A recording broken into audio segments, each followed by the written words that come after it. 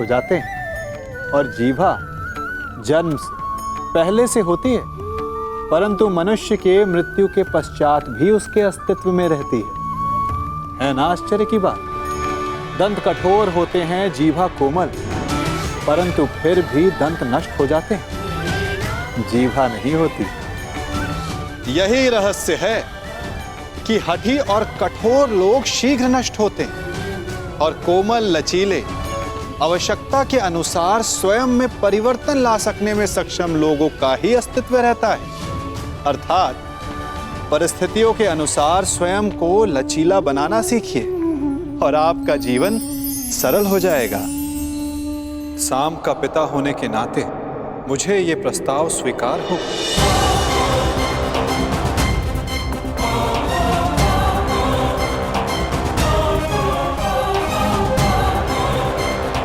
परंतु ये प्रस्ताव कन्या के पिता की ओर से होना चाहिए।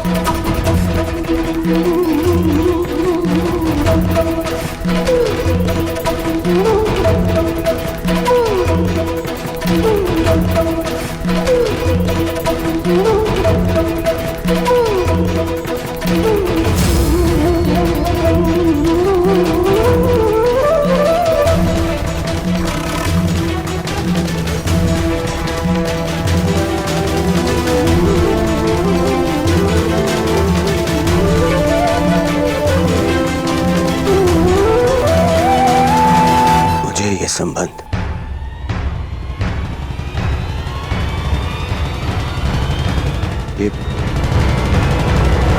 ये संबंध स्वीकार है।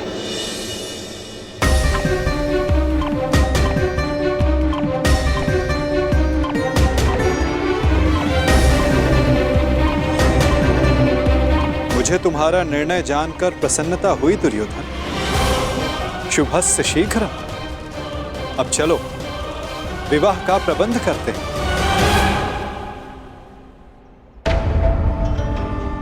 अब इस विवाह समारोह का आनंद दुगना हो जाएगा। निसंदेह वासुदेव, निसंदेह, क्योंकि ये केवल सांब और लक्ष्मणा का विवाह नहीं, बल्कि द्वारका और हस्तिनापुर का मिलन भी सिद्ध होगा।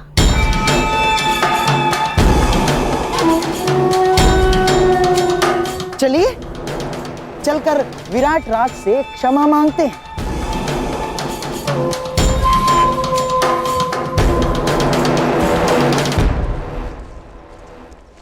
देखा दुर्योधन,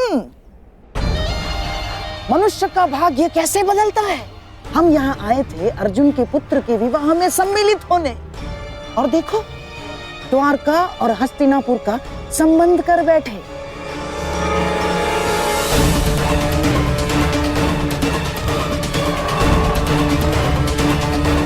दुर्योधन, शत्रु को केवल युद्ध में पराजित नहीं किया जाता, शत्रु के मित्रों को अपने पक्ष में कर लेना भी उसकी पराजय होती है। हमने तो यहाँ शत्रु के मित्र को ही हमारे पक्ष में कर लिया।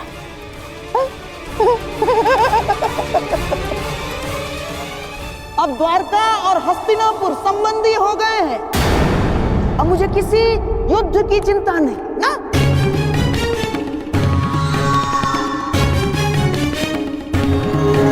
क्योंकि अब हस्तिनापुर को कोई पराजित नहीं कर सकता। क्या क्या कहा मामाश्री आपने? क्यों? क्या मैंने कुछ अनुचित कह दिया गांडीवधारी?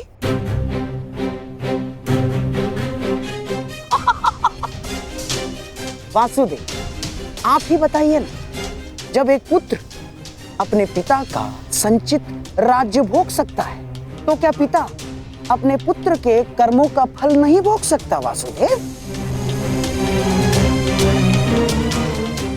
हाँ, अपने पुत्र के भूल के कारण ही सही, परंतु क्या अब आप हस्तिनापुर के निकट संबंधी नहीं हो गए हैं? हमारे परिवार में सम्मिलित नहीं हो गए हैं आप? बताइए ही नहीं। मत भूलिए मामाश्री, द्वारका का संबंध आपसे पूर्ण हमसे है। माता कुंती वासुदेव की भुआ लगती हैं और वासुदेव की बहन सुभद्रा से मेरा विवाह हो चुका है,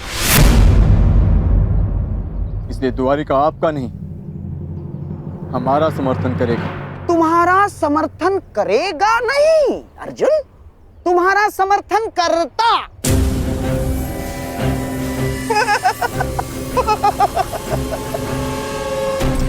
यदि लक्ष्मणा का विवाह शाम के साथ निश्चित नहीं हुआ होता तो अर्जुन, परंतु अब द्वारका केवल और केवल हस्तिनापुर का साथ देगा, क्योंकि एक राज्य दो पक्षों का समर्थन नहीं कर सकता अर्जुन। अपनी जीवा पर वश रखो गांधाराज। अपनी जीवा को वश में रखो गांधाराज। इतने क्रोधित क्यों हो रहे हो भीम? कोई आवश्यकता नहीं है, क्रोध तुम्हारी प्रकृति के लिए अच्छा नहीं है। अरे तुम्हारे भतीजे का विवाह है, खाओ पियो आनंद मनाओ। और रही बात समर्थन की, तो द्वारका किसे समर्थन देगा किसे नहीं, ये हम स्वयं द्वारका पर ही छोड़ देते हैं।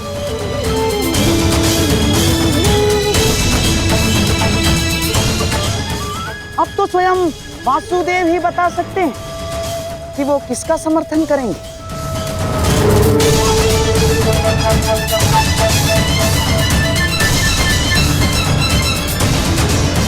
बताइए द्वारकाधीश।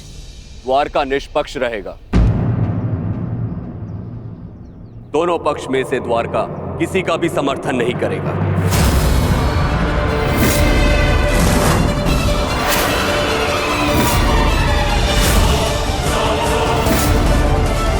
ये मेरा निर्णय है।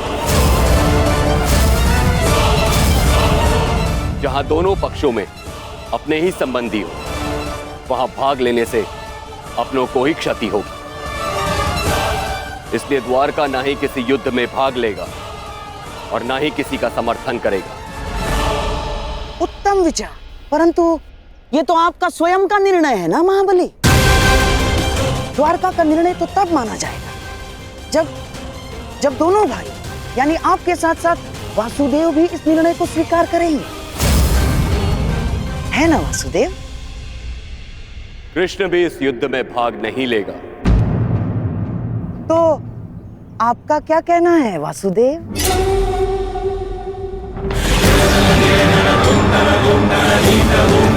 मैं दाऊ से अलग कहाँ हूँ गांधाराज? जो दाऊ की आज्ञा वही मेरी भी इच्छा।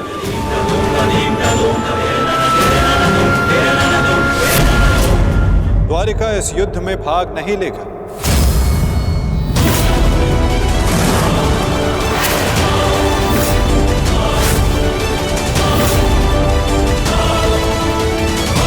द्वारिका इस युद्ध में भाग नहीं लेगा। ना दाऊ और ना ही मैं।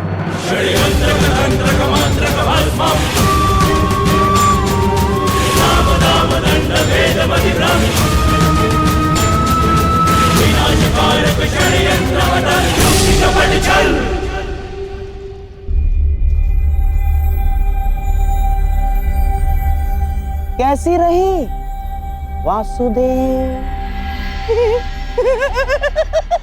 बहुत ही अच्छी चाल खेली है गांधाराज, और निश्चित रूप से इस बार विजय भी आप ही की हुई।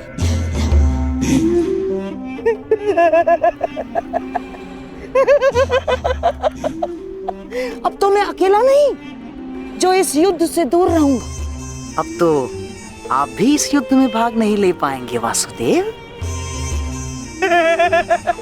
हमारे पास अब बहुत समय है खेल खेलने का, है ना वासुदेव? और हाँ, ये तो मैं भूल ही गया, अब हम संबंधी हो गए हैं वासुदेव। और कन्या पक्ष के लोग वर पक्ष को कुछ उपहार देते हैं, कुछ भेंट देते हैं। मैं आपको ऐसी भेंट दूंगा जो आपको समय बिताने के लिए काम आएगी वासुदेव।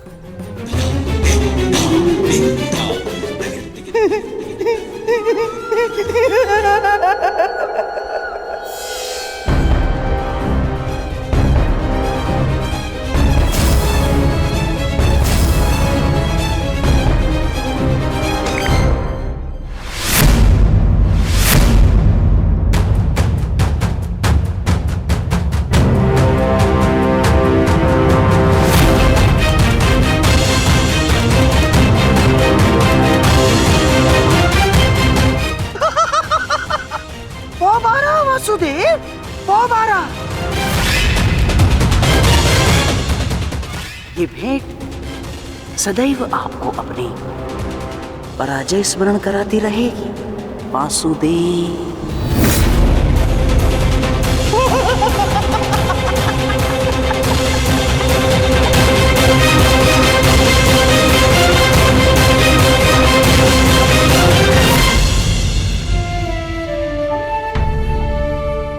जिनसे मिलना था उनसे मिल चुके हैं, अब न किसी से मिलना शेष है और न किसी को उत्तर देना। आपके लिए वो महत्व रखते रहे जिन्होंने आप पर उपकार किया या जिन्हें आपने वचन दिया, परंतु मेरे लिए सबसे अधिक महत्वपूर्ण मेरा परिवार है। ईश्वर से प्रार्थना है कि अब जब कभी भी हम एक दूसरे के सामने आए तो एक दूसरे के विपक्ष में ना हो, क्योंकि यदि ऐसा हुआ तो हम दोनों में से कोई एक ही जीवित बचेगा। तुमने जो बाण चलाया उसे तो मेरे कवच ने रोक लिया, परंतु जो तुम कर्म करने जा रहे हो उसका फल रोकने की शक्ति संसार में किसी कवच के पास नहीं।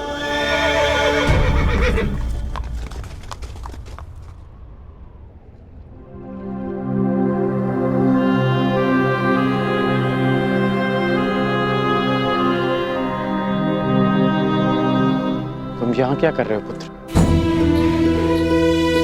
आज तुम्हें अपने मित्र के साथ होना चाहिए, उसके पास होना चाहिए।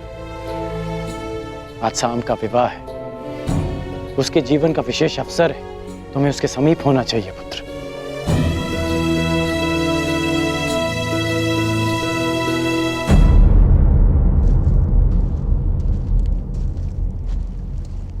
रुष्सेन,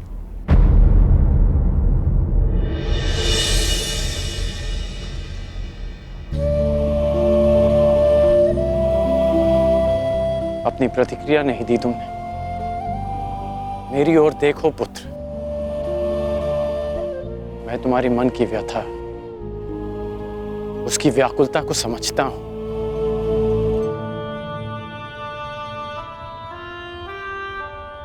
क्योंकné मैं भी उन्हीं परिस्थितियों से, उसी मार्ग से निकला हूं जिस मार्ग पर तुम अपना पहला पग रख रहे हो। परिवर्तन के इस मार्ग पर व्यथा और पीड़ा मिलती है पुत्र। ऐसा कुछ नहीं,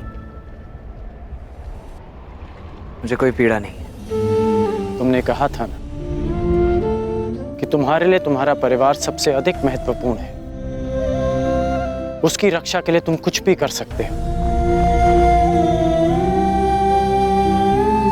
शाम को तुम अपने परिवार का हिस्सा ही मानते हो ना।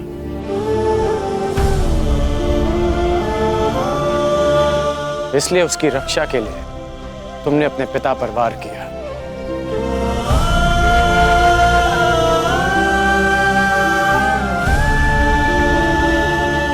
यदि एक पिता की दृष्टि से देखूं तो बहुत दुख पहुंचा था मुझे, परंतु परिवर्तन की कामना रखने वाले एक योद्धा की दृष्टि से देखूं तो मुझे ग्लानि नहीं, गर्व है तुम पर।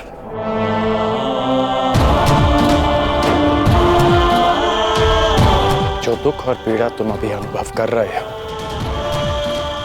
वही दुख, वही पीड़ा मैं अनुभव कर चुका हूं पुत्र। जब मैं अपने प्रियजनों को छोड़कर परिवर्तन के मार्ग पर चला गया, परंतु मुझे प्रसन्नता है कि तुमने अपने पिता से अधिक अपने कर्तव्य को महत्व दिया। मेरी तरह तुम भी अपने वचन के, अपने कर्तव्य के पक्ष में खड़े हो, परिवर्तन के पक्ष में खड़े हो। आज नहीं तो कल तुम अवश्य समझ जाओगे।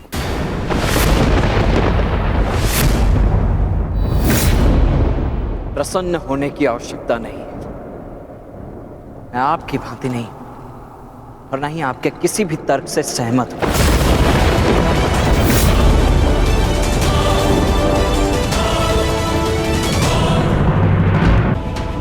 मैंने आज जो भी किया वो केवल अपने परिवार के लिए किया, परिवर्तन के लिए नहीं। क्योंकि कुमार साम मेरे मित्र हैं, मेरे परिवार हैं। और हाँ, स्मरण कराने के लिए धन्यवाद। इस समय मुझे कुमार साम के पास होना चाहिए। प्रणिपात।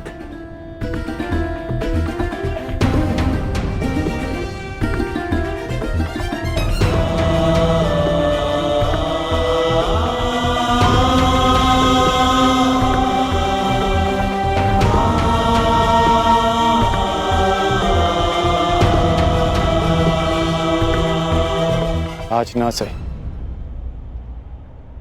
परंतु एक दिन तुम अवश्य समझोगे कि तुम जाने अनजाने अपने पिता के मार्ग पर ही चल रहे हो। और जिस दिन तुम ये समझ जाओगे, उस दिन मुझे वो परिवर्तन मिल जाएगा जिसकी मैं जीवन भर साधना करते आया हूं। सुमंगलीरियं वधूरिमां समेतपश्यत् सौभाग्यस्मै दत्वाया हस्तं विपरेतन् गृह्णामि ते सौभगत्वाय हस्तं मया पत्या जरादष्टे यथ सः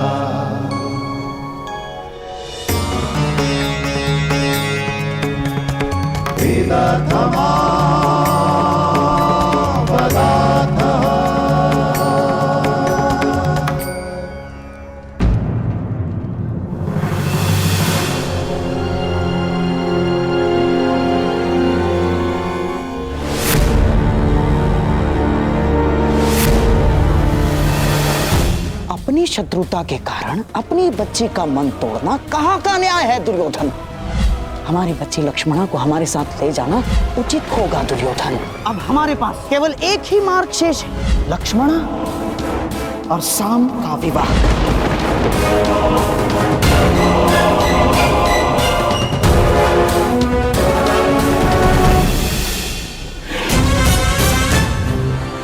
दुर्योधन को क्या हो गया है?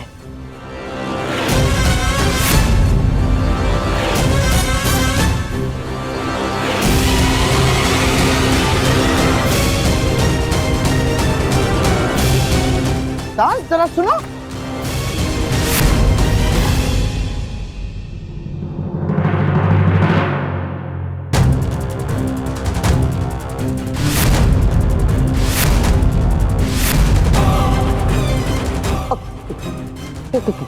क्या क्या क्या हुआ दुर्योधन? यूं विवाह समारोह छोड़कर यहाँ क्या कर रहे हो? ईश्वर की कृपा से सब कुछ ठीक हो रहा है दुर्योधन। ईश्वर की कृपा से या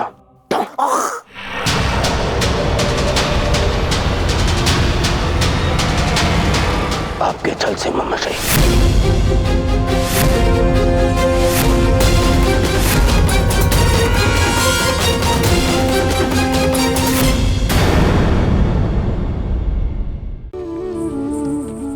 ये भी संतान को जन्म देता है, उन्हें पालता है, पोसता है, उड़ना सिखाता है और भोजन का प्रबंध भी करना सिखाता है।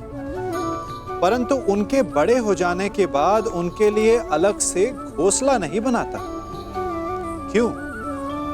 क्योंकि यदि इसने संतान को सब कुछ करके दे दिया तो संतान क्या करेगी? वो अपनी संतान को तब तक भोजन कराता है जब तक उसकी संतान स्वयं भोजन का प्रबंध करने में सक्षम नहीं हो जाती। और उसका लाभ यह मिलता है कि उसी की भांति उसकी संतान आत्मनिर्भर बनती है। इसलिए अपनी संतान को उतनी ही सुविधाएं दें जितनी आवश्यक हैं। मोह को त्यागें। आपका उनसे मोह उन्हें कभी आत्मनिर्भर नहीं बनने देगा। अपनी संतान को कर्म करना सिखाइए।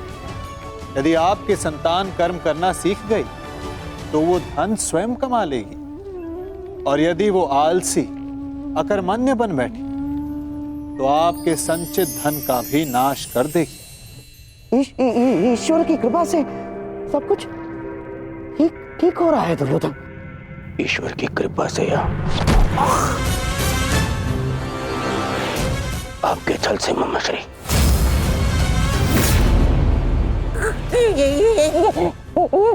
क्या कर रहे हो ये?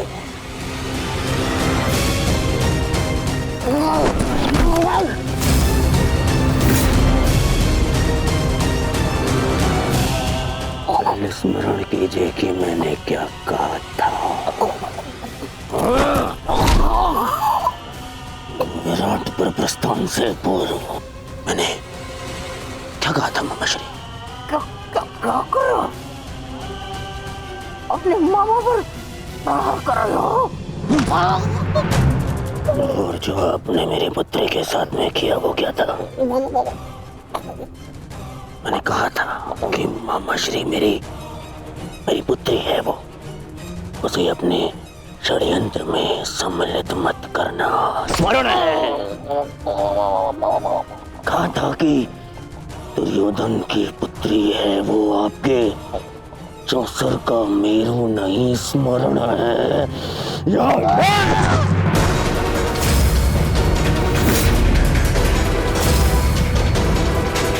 छल किया आपने मेरे साथ।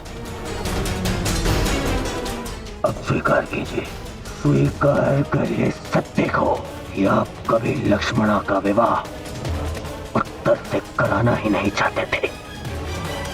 स्वीकार कीजिए कि आप लक्ष्मणा को यहाँ लाए ही थे ताकि आप उसका विवाह राम के साथ कराने की योजना बना सके। जो कुछ हुआ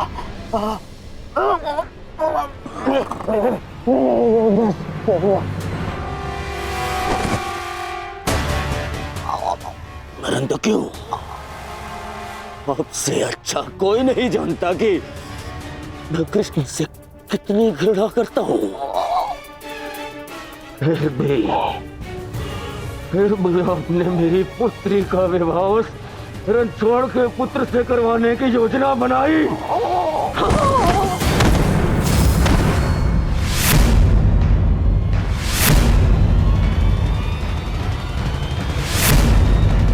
तुम्हारे भलाई के लिए, हस्तिनापुर के भविष्य के लिए, हमारी बच्ची लक्ष्मणा की प्रसन्नता के लिए किया मैंने।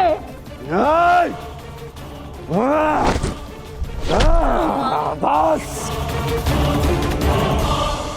मुझे बहुत ठेस पहुंची है दुर्योधन। जिस भांजे के लिए मैंने अपना राजपाट, अपनी प्रजा सबका त्याग करके यहाँ हस्तिनापुर में बैठ गया। इसे इतना अपना माना मैंने कि अपने संतान को भी भूल गया। वही आज मेरे प्राण लेने निकला है दुर्योधन। मैंने ये सब इसलिए किया कि होने वाले महायुद्ध में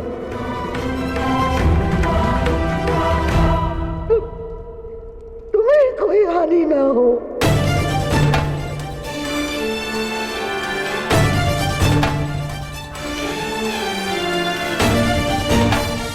ऐसे लक्ष्मणा का विवाह करा शाम से विवाह करा, क्या मैं बिना युद्ध के पांडवों से जीत जाऊंगा? नहीं, परंतु पांडवों की विजय के मार्ग में बाधा अवश्य आएगी, बाधा अवश्य आएगी।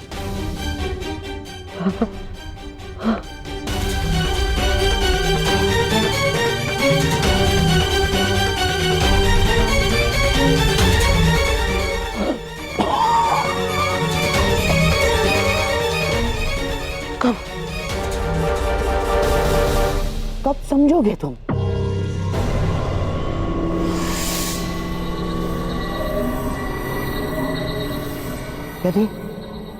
यदि मैं ये ना करता तो कोई और करता,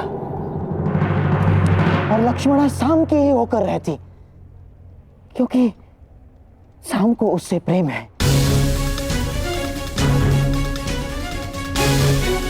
यदि इस एक विवाह के कारण हमारे बच्चे लक्ष्मणा के जीवन में आनंद और तुम्हारे चरणों में विजय, तो क्या बुराई है? यदि मेरे भांजे और नातिन का भविष्य इस एक विवाह के कारण सुरक्षित है तो क्यों नहीं? देखा ना तुमने, वासुदेव यदि हमारा साथ नहीं देंगे तो उन पांडवों का भी नहीं।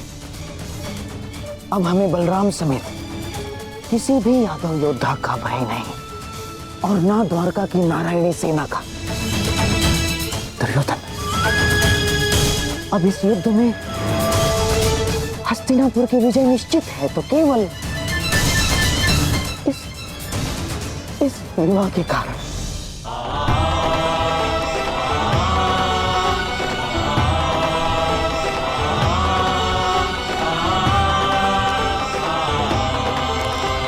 देखो कान्हा, भाग्य किस प्रकार बदलता है। कुछ ही समय पहले हम द्यूत खेल रहे थे और कुछ ही समय पश्चात हमारे भतीजे का विवाह हम देख रहे हैं। अरे इन सब में तो हमें स्मरण ही नहीं रहा कि हमारा द्यूत अभी भी अपूर्ण है। माना कि मैं विजय के निकट हूं, परंतु प्रयास करोगे तो तुम अभी भी जीत सकते हो।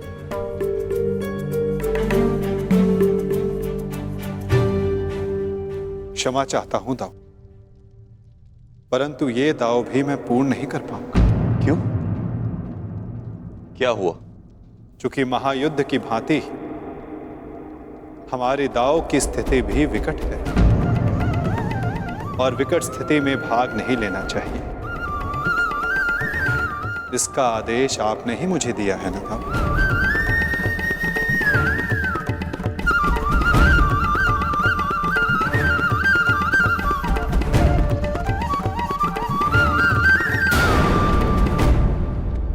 कर दीजिए मुझे। क्या करूं मैं? जब एक पुत्री विदा होती है तो उसके पिता के आंखों में अश्रु होते हैं, परंतु मेरी इन आंखों में अश्रु है क्योंकि मुझे मेरे शत्रु के समक्ष झुकना पड़ा। कितना बड़ा मूल्य चुका रहा हूं मैं इस विजय का मामा श्री। कितना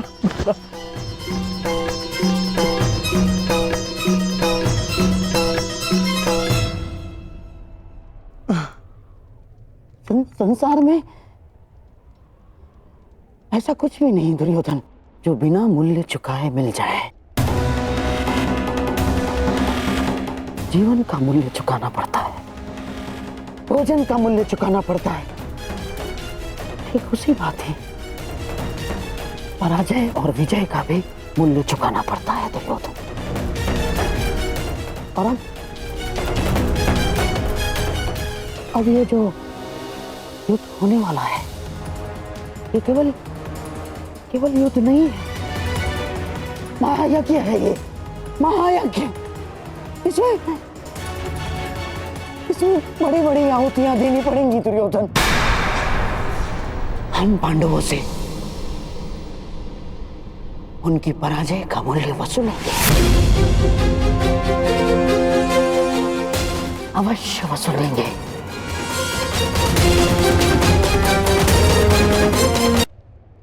कान्हा,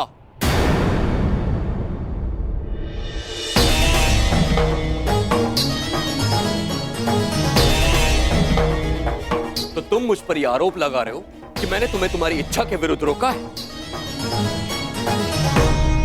नहीं दाऊ, मैं आप पर कोई आरोप नहीं लगा रहा।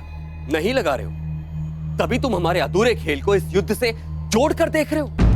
नहीं दाऊ, मैं तो ऐसे ही एक खेल के परिणाम के विषय में बात कर रहा हूं, जो आज से 13 वर्ष पूर्व हस्तिनापुर में हुआ था। मैं तुम्हारे शब्दों का अर्थ भली भांति जानता हूं कान्हा। तो क्या अर्थ है मेरे शब्दों का?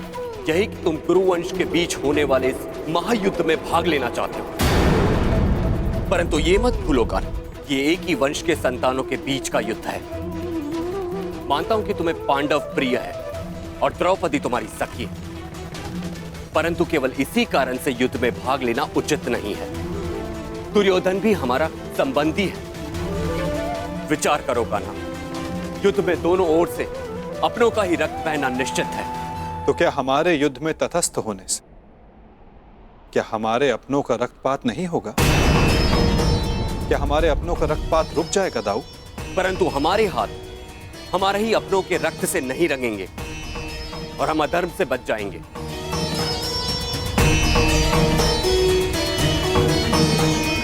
हाँ दाऊ, हमारे युद्ध में तटस्थ रहने से हम इस रक्तपात से अवश्य बच जाएंगे, परंतु क्या हम उनकी रक्षा कर पाएंगे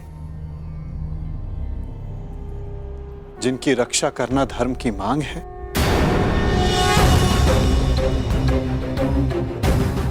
क्या नदी की धारा में किसी को डूबते देखना धर्म है दाऊ, या उसे बचाने का प्रयास करना?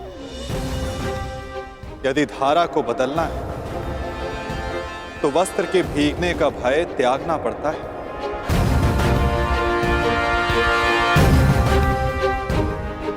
यदि नया कुंभ बनाना है तो माटी को हाथ लगाना ही होगा।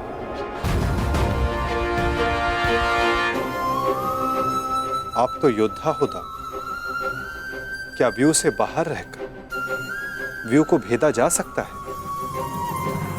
यदि अधर्म का नाश करना है तो धर्म का पक्ष लेना ही होगा, क्योंकि धर्म युद्ध अपना धर्म ना निभाना भी अधर्म ही होगा ना दाऊ। हमने पहले भी अपने संबंधी के रक्त से अपने हाथों को रंगा है, ताकि निर्दोष जनों रक्त के अश्रु ना बहाने पड़े। मामा कंस स्मरण है ना दाऊ? जो भी होगा ना, मैं इस युद्ध में भाग नहीं लूंगा। मैं आपको इस युद्ध में सम्मिलित होने के लिए बाध्य कर भी नहीं रहा हूं दाऊ। आपके निर्णय का पालन कर, आपके वचन का मान रखना मेरा धर्म है, जिसे मैं पूर्ण अवश्य करूंगा दाऊ।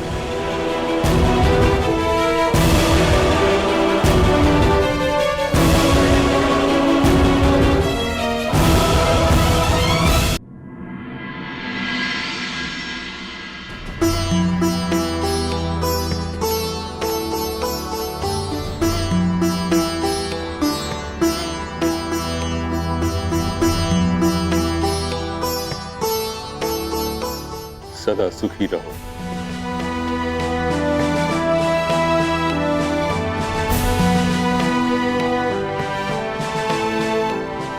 पुत्रवती भव।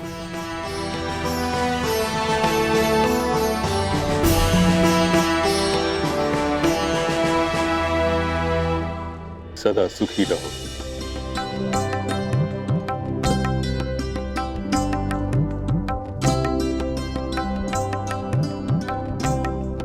पुत्रवती भव।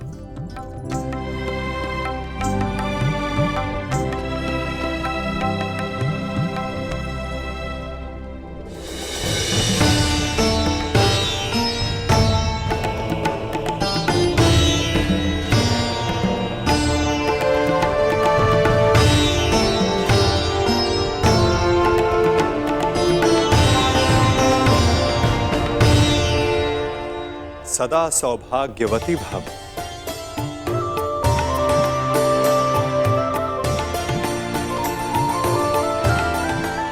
पुत्री लक्ष्मणा, मुझे बहुत प्रसन्नता हुई कि तुम्हारे पिता ने कन्या की स्वतंत्रता का मान रखा।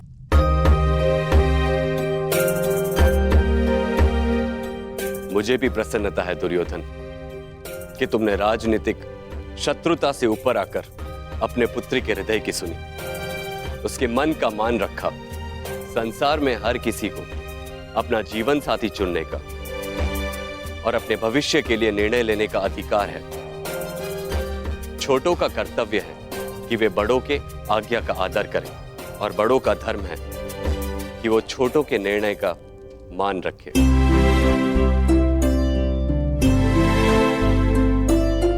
और मैं भी आज यही करने जा रहा हूं।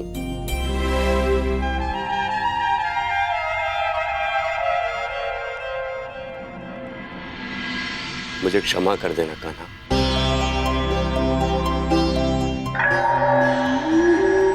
मैंने अपने अधिकार का अतिक्रमण किया। तुम्हारी ओर से मुझे निर्णय लेने का कोई अधिकार नहीं था।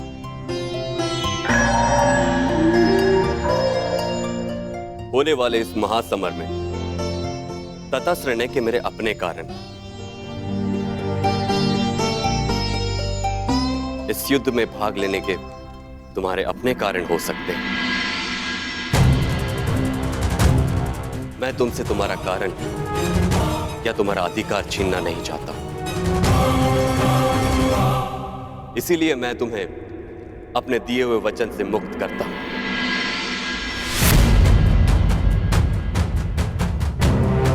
और युद्ध में तुम्हें किस पक्ष में जाना है, उसका निर्णय तुम स्वयं ले सकते हो।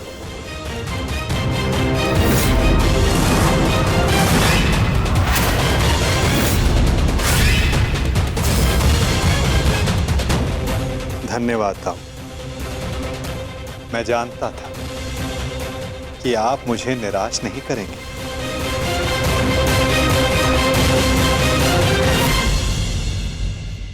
वासुदेव, हम दोनों ही आपके संबंधी हैं। आप किसके पक्ष में रहेंगे?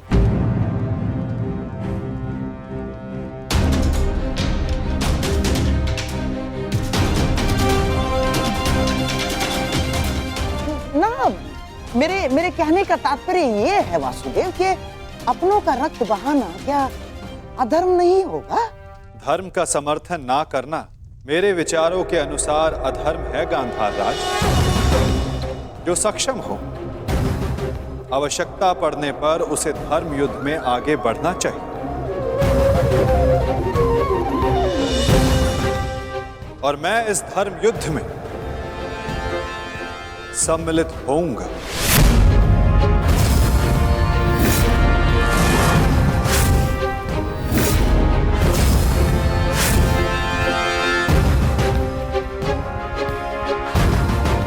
तो युद्ध में आप किसका समर्थन करेंगे वासुदेव? हमारा या पांडवों का?